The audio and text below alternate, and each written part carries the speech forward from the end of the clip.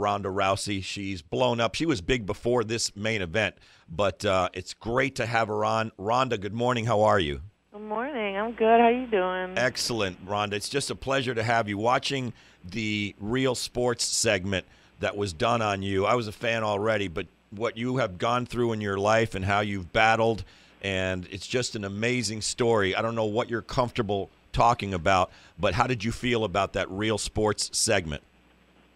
I think they did an amazing job. I was very, very impressed with them, and I was a little bit nervous about working with them to begin with because they'd been so kind of against doing anything on MMA up to that point that I was worried that they would kind of do, if it was going to be a positive piece or if they were going to try and poke fun at MMA through me in it. And I was very happy to see that they took the piece and our time very, very seriously, and they did the best that they could to present it in a very good way.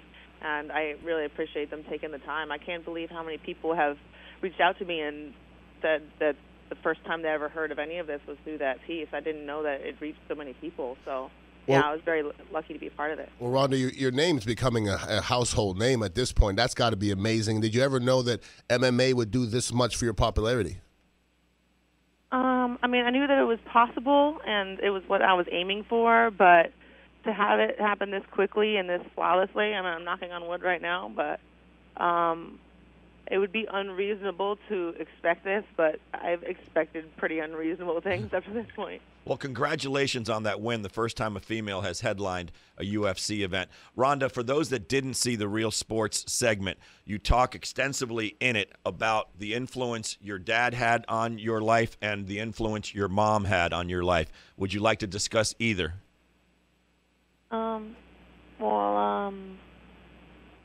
What specific would you like to know? I mean, I love and adore both my mom and my dad. Well, how you stopped competitive. I was very lucky to have such amazing parents, and they influenced me a lot. My mom taught me my first arm bars, and my dad gave me my self-confidence and just my mindset for the rest of my life.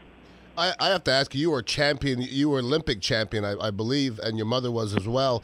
They took wrestling out of the Olympics. They didn't mess with judo, did they? No, my mom was the first American to win the world championships in judo. They didn't have women's judo in the Olympics back then in the 80s. And I didn't win a gold medal, but I was the first American woman to win a medal. I got a bronze in Beijing. But yeah, they're not going to mess with judo in the Olympics because we have more flag bearers than any other sport, and very many countries get their first medals in judo. It's one of the most widespread sports in the world, because when Professor Jigoro Kano invented the sport back in like 1800, blah blah blah, he sent people out like missionaries to go and start it all over the world. So it's very, very widespread, and that's one of the reasons that it's so secure in the Olympics. When a sport has one country that's overly dominant is when it's usually in danger of being excluded from the games. But I'm still, to this day, I'm shocked that they got rid of wrestling. It was one of the inaugural sports of the Olympics, and they just have – it just doesn't make any sense. If they're going to get rid of a sport, they should get rid of one of those sports where you don't break a sweat, like shooting guns. Or badminton.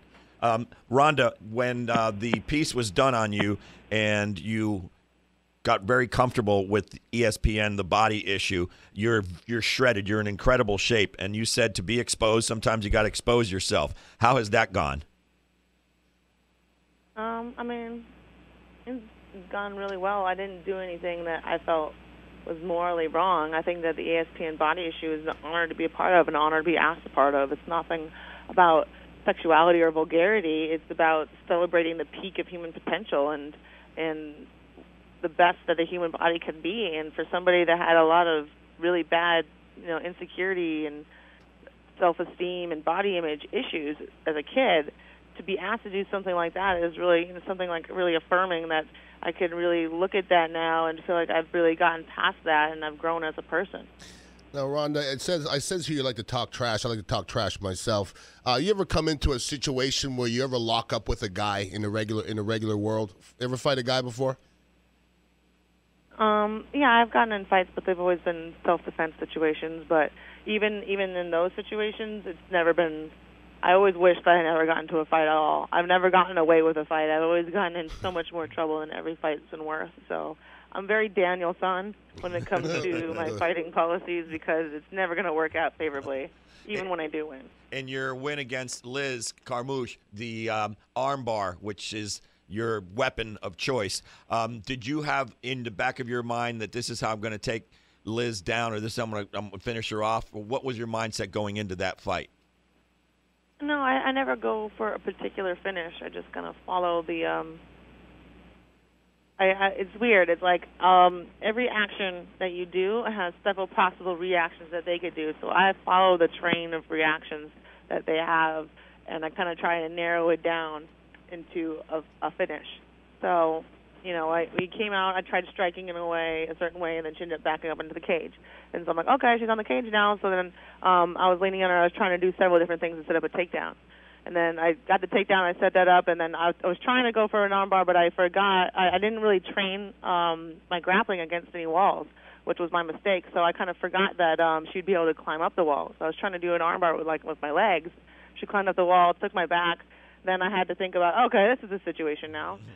So I had to think to not lean against the wall because I would keep her on my back, not lean on the ground. Had to walk in the middle of the ring, keep her balanced, do all that stuff. So it's like it's all reactions. It's not plans.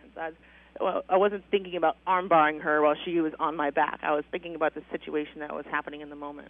Well, Ronda, the armbar doesn't look like a lot of fun, and obviously you've perfected it. How many arms have you snapped? I don't count things like that. Nobody's got time for that. Is it a substantial number?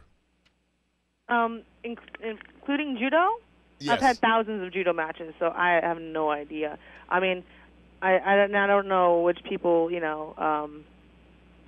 I can keep count of people that submitted at a responsible time and the girls that didn't. I never really called them afterward to be like, hey, what's up? How you feeling today? So I don't know. Ronda, what's next for you? Obviously, you're big with UFC has just been blowing up. It's the sport itself, and now you're one of the biggest names in it. What's next for you? I mean, I don't know. I know that they're having the second women's UFC fight in April with the Ultimate Fighter finale card. Miesha Tate is fighting Kat Zingano. And Miesha's who I fought to get the Strikeforce title originally. And it was a very, very fighting match, and there was a really big build-up because we don't really like each other that much at all. And Kat Zingano is one of the few other girl fighters right now that has an undefeated record. So either of those girls, whichever one wins, I'd be very interested in fighting. Well, Ronda, we're both big fans. We're going to be cheering you on, and we're looking for big things. We appreciate you calling in. Thanks for your time. No problem. Thank you for having me, guys. All right, Ronda Rousey.